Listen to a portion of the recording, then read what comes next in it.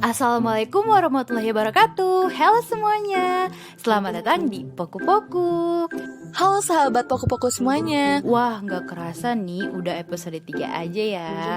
Wah, bener banget, gak kerasa ya Ra, udah episode ketiga aja. BTW, apa kabar kalian? Baik-baik aja dong. Oh iya, karena udah mendekati UTS nih, udah pada siap belum? Oh iya nih, bagi teman-teman yang belum ada persiapan, walaupun secara online, tetap dong UTS-nya harus kita persiapin dengan secara maksimal. Semoga nilai kita di semester ini membaik dari semester sebelumnya. Yuk, bisa yuk, semangat! Oh iya, untuk episode Poku-Poku yang ketiga ini, kira-kira bintang tamunya siapa ya? Idola di Kopma Unisba nih, si Teteh humble dan baik hati. Oh iya, jangan lupa ibu kita. Wuduh, idola, berarti banyak nih penggemarnya. Kalau gitu kita langsung panggil aja kali ya Ra, ibu kita tercinta ini. Oh, kalau bisa gelar karpet merah juga Ra. Wah, boleh banget tuh Tik. Nah, langsung aja ya kita sambut. Tara, jeng jeng jeng jeng jeng jeng, Ibu Syifa Dewi Fajriani. Selamat datang Ibu Syifa di Poku-Poku. Wah, akhirnya jadi bintang tamu juga ya. Kayaknya panggil Teteh aja ya, biar lebih deket gitu, biar kayak kakak adek. Kalau gitu, silahkan Teh Syifa perkenalan, kan tak kenal maka taruh. Halo Tika dan Ira. Halo juga Teh Syifa. Wah, iya nih, seneng banget diundang di Poku-Poku acara atau kegiatan yang lagi fenomenal banget tahun ini. Dan tadi bener banget kata Tika, panggil aku Teteh aja ya, jangan ibu, kesannya kayak tua banget gitu. Kan kita masih seumuran ya. Bukan lagi ya Teh, seumuran. Halo sahabat Kopma, kenalin nama aku Syifa Dewi Fajriani. Aku dari Fakultas Syariah, Prodi Hukum Ekonomi Syariah angkatan 2018. Sekarang di Kopma Unisba diamanahi menjadi manajer perencanaan dan pengembangan. Terus apa lagi ya? Mau kenalan apa lagi nih? Mau tahu apa lagi tentang aku? Asik. Kayaknya pada mau tahu nih status Teteh apa nih? Jomblo kah atau udah punya doi? Oke. Status aku sekarang sebagai mahasiswa Unisba semester 5. Kalau masalah jomblo atau punya doi, apa ya, aku punya nggak ya doi? Lebih tepatnya sih sekarang lagi feel free banget. Lagi fokus ke hal-hal yang produktif sih. Sedang tidak dengan siapa-siapa. Wah, keren banget nih Teh Syifa, produktif banget ya. Berarti boleh dong nih ya buat temen-temen Kopma Unisba ataupun mahasiswa yang lain, kalau mau deketin Teh Syifa gitu kan. Aduh, aku dipromosi ini. Udah kayak produk Kopma aja. Kalau kalian, hayo. Kalau aku sendiri sih, alhamdulillah, sepertinya Allah masih menyimpan jodoh aku gitu kan ya Teh ya. Ya, kalau aku kurang lebih sama kayak Teh Syifa. Ya betul kata Tika, jodoh kita mah masih dijagain Allah kayaknya. Oh iya, Teh Syifa boleh dong cerita-cerita, kan Teh Syifa sendiri kan manajer Renbang ya. Nah, kira-kira tuh Teh Syifa sebagai manajer itu ngapain aja sih Teh? Oke. Manajer itu ngapain aja sih? Sebenarnya kalau misalnya di LKM atau UKM yang lain kan manajer itu disebut dengan kepala bidang atau kepala divisi gitu ya. Cuman kalau misalnya di Kopma itu sebutannya manajer gitu kan. Nah, tugasnya tuh apa sih dan manajer tuh ngapain sih? Jadi kalau menjadi manajer itu sama aja ya kayak kabid atau kadif yang lain gitu, kayak memimpin bidang tersebut gitu kan. Kayak aku nih manajer Renbang, berarti aku memimpin bidang Renbang gitu kan. Nah, tugasnya ngapain aja? Intinya sih jadi manajer itu yang aku jalani sekarang mewujudkan visi misi dari direktur sendiri yang berkaitan dengan bidang Renbang gitu kan. Nah, salah satunya ada kaderisasi, terus juga meningkatkan eksistensi Kopma Unisba. Nah, itu yang berkaitan dengan bidang renbang. Nah, aku selaku manajer membantu direktur untuk mewujudkan visi misinya tersebut yang akan dijalankan langsung oleh staf-staf aku nih, kayak kalian, staf humas, meningkatkan eksistensi kan, terus juga kaderisasi yang kreatif dan inovatif itu bakal diwujudkan langsung sama PSDA. Terus juga memanage sumber daya manusia yang lebih baik oleh personalia. Jadi kurang lebih kayak gitu sih untuk tugas manajer sendiri di Kopma Unisba. Gitu, Tika dan Ira. Oh, jadi gitu ya Teh. Ngomong-ngomong soal kaderisasi nih, gimana sih sistem kaderisasi di Kopma Unisba sendiri? Oh iya, sekalian juga ya informasi buat anggota Kopma Unisba yang baru. Biar kebayang sistemnya kaderisasi Kopma Unisba tuh seperti apa ya? Iya, ngomongin soal kaderisasi di Kopma Unisba itu, untuk kaderisasinya atau penerimaan anggotanya itu cukup mudah ya, Tik, karena di kita itu nggak ada sistem seleksi, nggak ada sistem tes tulis atau tes yang lain-lain gitu untuk menjadi anggota. Nah, mahasiswa Unisba yang mau jadi anggota Kopma Unisba cukup mengisi identitas atau link pendaftaran yang udah tersedia.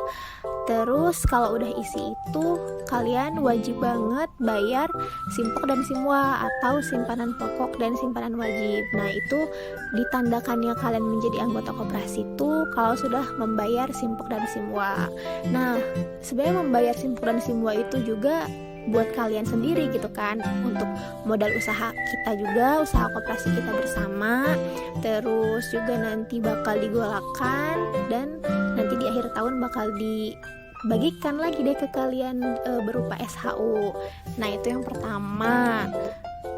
Nah, setelah memenuhi persyaratan administrasi yang tadi, kayak pengisian formulir dan pembayaran simpok simwa, biar kalian dapat benefit lebih banyak, kalian wajib banget nih ikut Diksar. Jadi Diksar itu pendidikan dasar. Nanti kalian di situ bakal dikenalin nih tentang sejarah, terus pergerakan koperasi yang ada di Indonesia, terus juga jenis, bentuk, prinsip, asas yang ada di koperasi, dan juga pastinya tentang Kopma Unisbanya.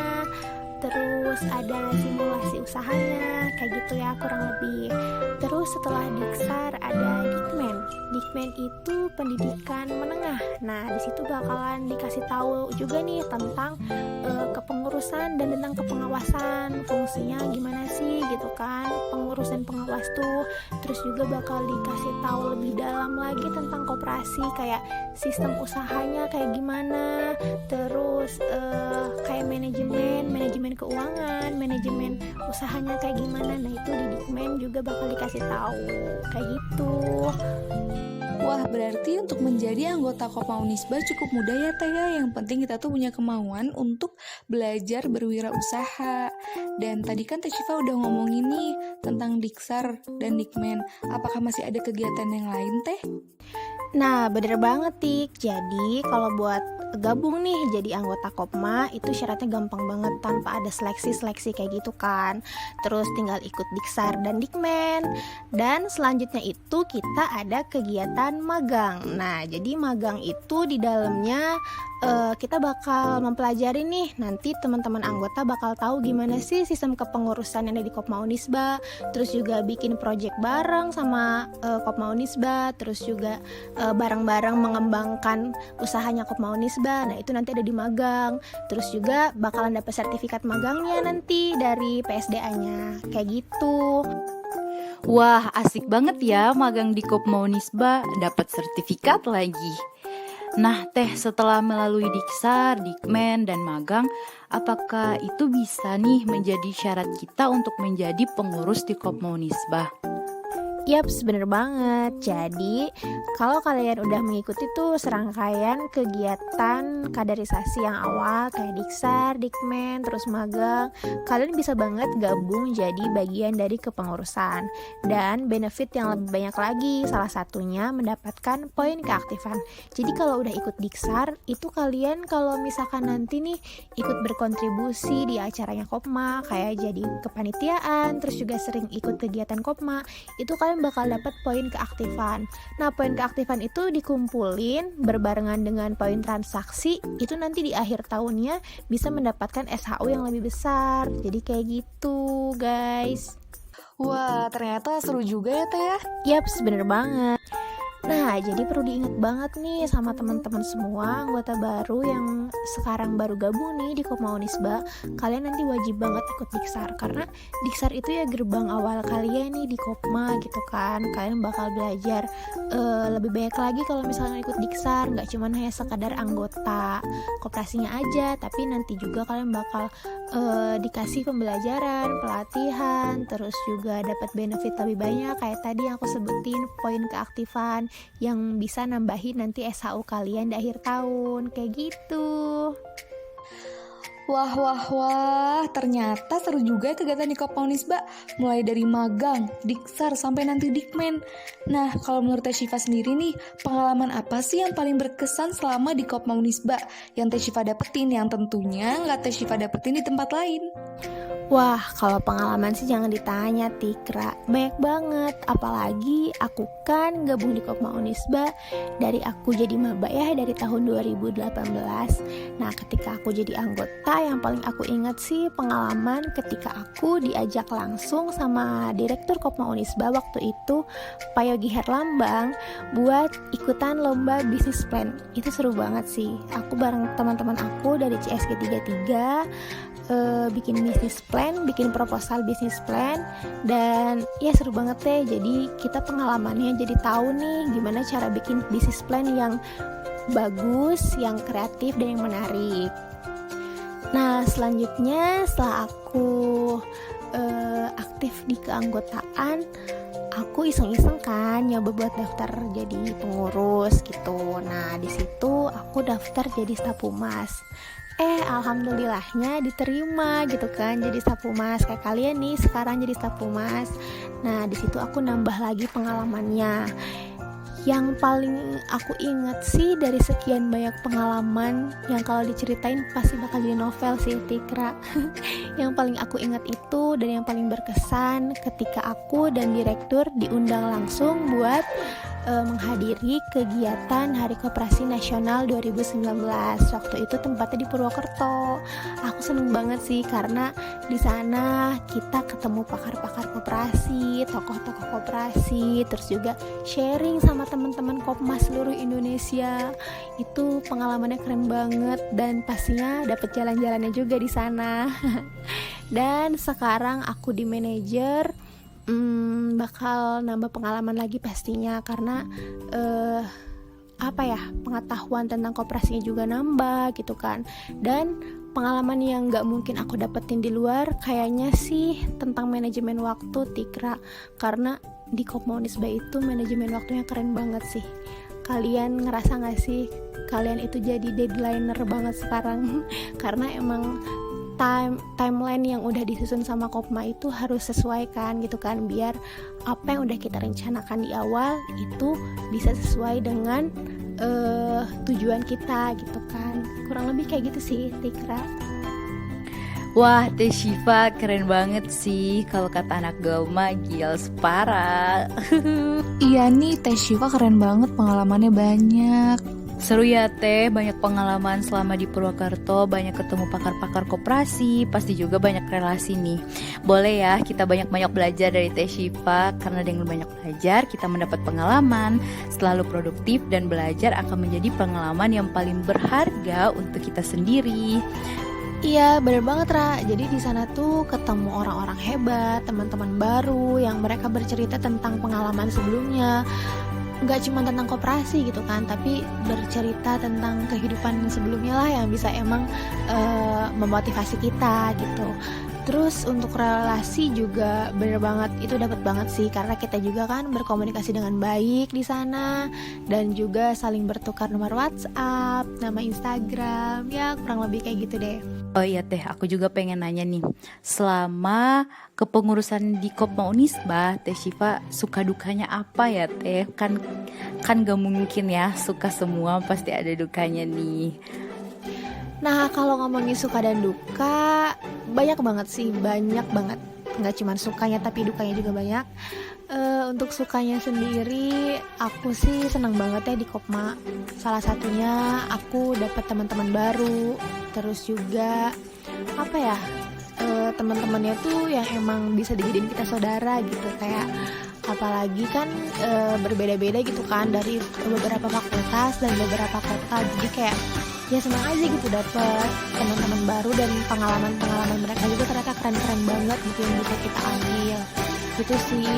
Dan teman-temannya juga enak banget buat diajak diskusi, buat diajak main gitu kan, ya seru banget ya pokoknya teman-temannya.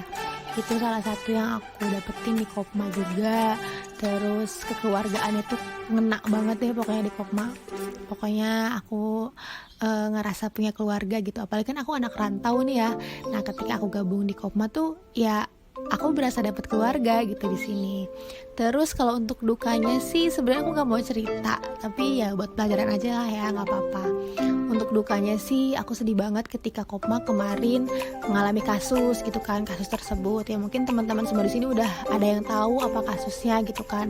Cuman ya alhamdulillahirabbil alamin Kopma udah bisa bangkit lagi sekarang, udah bisa berjalan seperti biasa walaupun sekarang kita kena masalah lagi nih kan, tiba-tiba ada pandemi dan semua usahanya Kopma tutup, tapi nggak apa-apa. Kita semua yakin kita bisa melewati ini semua. Ini juga kan bisa buat jadi pelajaran kita ke depannya. Kita harus bertransformasi langsung ke digital nih sekarang gitu kan, semua serba online kayak gitu. Kurang lebih seperti itu Ira dan Tika. Yap, Teh, bener sekali. Di masa pandemi ini ya kita emang harus lebih survive sih. Apalagi ya pengurus, apalagi nih di usaha-usaha Kopma sendiri. Ya, tapi tetap semangat, kita harus tetap stay safe guys. Oke. Iya bener banget Ra, di saat-saat kayak gini tuh kita harus beradaptasi dengan keadaan pandemi kayak gini. Semua serba digital, terus juga kita juga harus selalu menjaga protokol kesehatan kan kemana-mana gitu, pakai masker, bawa hand sanitizer, terus juga jaga jarak ketika di tempat umum. Nah, ngomong-ngomong soal masker, jangan lupa nih teman-teman, kalau mau beli masker bisa di helloshopping.coop, ya nggak Tikra? Nah, dari tadi kan yang kepo kalian mulu nih, aku pengen kepo deh sama kalian. Aku mau nanya ke kalian, menurut Tika sama Ira, kita sebagai generasi Z gitu ya, millennials kayak gini, harus gak sih berkoperasi? Sedangkan kan koperasi itu selalu dianggap kuno gitu ya sama banyak orang. Tapi kita sebagai anak Kopma pastinya harus membranding koperasi itu sendiri dong gitu kan. Nah, menurut kalian sendiri nih, kita tuh harus gak sih berkoperasi? Coba aku pengen tahu dari sudut pandang kalian. Ya benar kata Teh Syifa, kalau misalkan anak zaman sekarang atau anak-anak milenial kayak kita nih seringkali berpikir bahwa koperasi itu jadul deh, koperasi itu kuno buat ibu-ibu doang, kayak nggak cocok buat kita sebagai anak muda. Tapi coba kembali lagi ya ke pertanyaan Teh Syifa, kenapa sih kita harus berkoperasi? Ya harus, kita anak milenial apalagi ya berkoperasi. Kita bisa membangun atau mewujudkan usaha yang tidak kalah keren, yang tidak kalah bagus dari usaha legalitas selain koperasi. Apalagi anak milenial ya, terkenal dengan kreativitasnya yang tinggi, inovasi-inovasi yang baru, dan wawasan yang emang ya lebih bagus gitu ya. Diharapkan dapat membangun koperasi yang lebih baik lagi, apalagi di era digital zaman sekarang ya Teh. Cocok banget buat anak-anak milenial nih. Terus diharapkan juga anak milenial dapat mengajak anak muda yang lain untuk ikut berkoperasi. Ya kalau misalkan gak kita, siapa lagi kan anak generasi muda untuk lebih memajukan koperasi. Kalau misalkan ditinggalkan ya koperasi bisa mengalami kepunahan dan juga berpengaruh terhadap sistem ekonomi Indonesia segitu teh pendapat dari aku. Aku setuju teh sama Ira.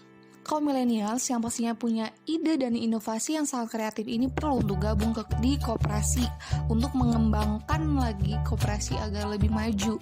Dan mengenai stigma bahwa koperasi kuno, menurut aku itu harus dihilangkan ya. Karena pertama, mungkin dulu kayak koperasi tuh soal pinjam meminjam, tapi sekarang tuh koperasi juga memberikan pelatihan kepada anggota-anggotanya untuk mengembangkan kayak minat bakatnya kayak di bidang bisnis kayak gitu. Terus kedua, saat ini pun sudah ada koperasi digital. Dan yang ketiga, koperasi mendunia kok. Contoh-contoh koperasi yang ada di dunia nih, kayak Sunkiss, S Hardware Corp, terus Fans Club Barcelona, Campina. Itu hanya sedikit dari contoh koperasi yang di dunia. So, gak ada alasan lagi dong untuk kaum milenial tidak bergabung dengan koperasi. Yuk, gabung di koperasi, khususnya koperasi mahasiswa Unisba. Ih, bener banget deh apa yang kata kalian. Aku setuju banget sama kalian. Kalau koperasi itu bener-bener gak kuno, dan mereka itu yang berpikiran seperti itu karena mereka bergabung, ya gak sih? Nah, jadi aku sendiri ya melihat di luar sana koperasi-koperasi yang sedang berkembang menuju digital gitu. Terus juga kita Kopma Unisba juga sedang berkembang menuju digital dengan cara berjualannya kan langsung berpindah semua nih ke online gitu. Nah, itu suatu menurut aku suatu proses gitu kan, suatu proses bahwa koperasi itu mengikuti zaman kok gitu ya, nggak kuno seperti yang mereka pikirkan gitu. Nah, kalian juga nih sebagai humas gitu kan, pejuang eksistensi koperasi mahasiswa Unisba, jangan hanya membranding Kopmanya gitu kan, tapi kita sama-sama nih sekarang kita branding koperasi di Indonesia supaya stigma masyarakat yang masih beranggap kalau koperasi itu kuno, itu mereka salah gitu. Nah, pokoknya semangat terus buat kalian. Semoga yang kalian perjuangkan untuk eksistensi atau citra positifnya koperasi bisa berhasil gitu. Semangat. Siap, pasti dong harus semangat teh. Nah, teh boleh nih ya pesan-pesan selama di Kopmah. Berarti teteh dua periode ya. Pertama jadi pengurus humas dan sekarang menjadi manajer bank. Boleh dong teh dijelasin pesan-kesannya apa gitu. Untuk pesan dan kesan, mungkin kesannya dulu ya aku sampaikan. Buat Kopma Unisba, terima kasih udah memberikan banyak pelajaran, pengalaman, ilmu-ilmu baru yang belum aku dapetin di luar, tapi aku dapetin di sini. Terus juga ketemu orang-orang baru, teman-teman baru, itu sih yang paling aku berkesan gitu ya. Terus udah menjadi keluarga aku di sini. Dan aku makasih juga buat teman-teman staf Kadip ketika di periode aku tahun lalu gitu ya, kita udah berjuang bareng-bareng buat meningkatkan Kopma lebih baik lagi gitu kan. Alhamdulillah sudah makin lagi di tahun ini. Terus juga makasih baik juga buat manajer aku Bu Yunita Dwi yang udah ngasih banyak pelajaran ilmu-ilmunya sehingga aku sekarang melanjutkan gitu ya kaderisasi dari dia gitu kan. Dia kemarin kan manajer Renbang juga, aku sekarang melanjutkan menjadi manajer Renbang. Terus ya orang-orang yang pernah terlibat ketika aku bergabung di Kopma Unisba gitu sampai sekarang, aku terima kasih banyak banget. Dan untuk pesannya mungkin semoga Kopma Unisba lebih baik, lebih bisa menjadi wadah untuk kreativitas kita semua lah. Apalagi kan kalau misalkan masalah pengembangan dan perencanaan PR kita nih ya di bidang Renbang gitu. Nah, aku sih minta dukungannya juga buat teman-teman anggota, teman-teman pengurus sekarang, biar kita mantap lah nanti gitu akhirnya ketika kita udah memperjuangkan sekarang, merencanakan untuk pengembangan Kopma Unisba, kita mempunyai hasil yang emang sesuai gitu apa yang udah kita rencanakan di awal. Terus buat teman-teman anggota harus makin aktif, lebih aktif lagi sekarang, jangan mau kalah sama yang lain gitu. Kalian sini udah masuk nih ke Kopma Unisba, harus ambil ilmu sebanyak-banyaknya di sini. Kalian juga harus pintar bergaul di sini biar dapat relasinya keren gitu ya, biar dapat relasi banyak dan punya teman-teman baru gitu buat nanti ke depannya. Mungkin itu sih, pokoknya semangat terus buat kalian juga, humas, terus juga para pengurus yang lain. Semoga sehat selalu dan Kopma Unisba makin mantap. Berapa Kopma? Wah, gak kerasa ya kita udah ngobrol banyak hal menarik nih tentang koperasi, kaderisasi, dan lain-lain. Oh iya, kami mau ngucapin nih Teh, makasih banget udah menyempatkan waktunya untuk hadir di Poku-Poku. Semoga kita dapat bertemu di episode Poku-Poku yang lainnya. Dan untuk teman-teman semangat ya, bentar lagi nih mau TS, jangan lupa belajar, oke? Dan untuk kaum millennials harus berkontribusi dalam koperasi. Oke, semangat! Yaps, bener banget tuh. Tik, buat kaum milenial wajib pakai banget untuk masuk ke Kopma Unisba. Dan aku mau ingetin juga ya buat teman-teman semuanya, pendaftaran anggota Kopma Unisba udah terakhir nih tanggal 8 November. Jangan sampai lupa daftar ya semuanya. Kalian mau request apa nih buat Poku-Poku selanjutnya? Apa masih penasaran sama Kopma Unisba? Kalau masih penasaran, boleh dong kita mau bahas tentang apa di episode selanjutnya. Komen aja ya di bawah. Dan aku mau ngucapin terima kasih banyak nih buat Teh Syifa, ibu kita ya, panutan kita yang udah hadir di Poku-Poku episode kali ini. Makasih ya Teh Syifa sama teman-teman semuanya. Assalamualaikum warahmatullahi wabarakatuh. Bye-bye, assalamualaikum warahmatullahi wabarakatuh. Sampai jumpa di episode Poku-Poku selanjutnya.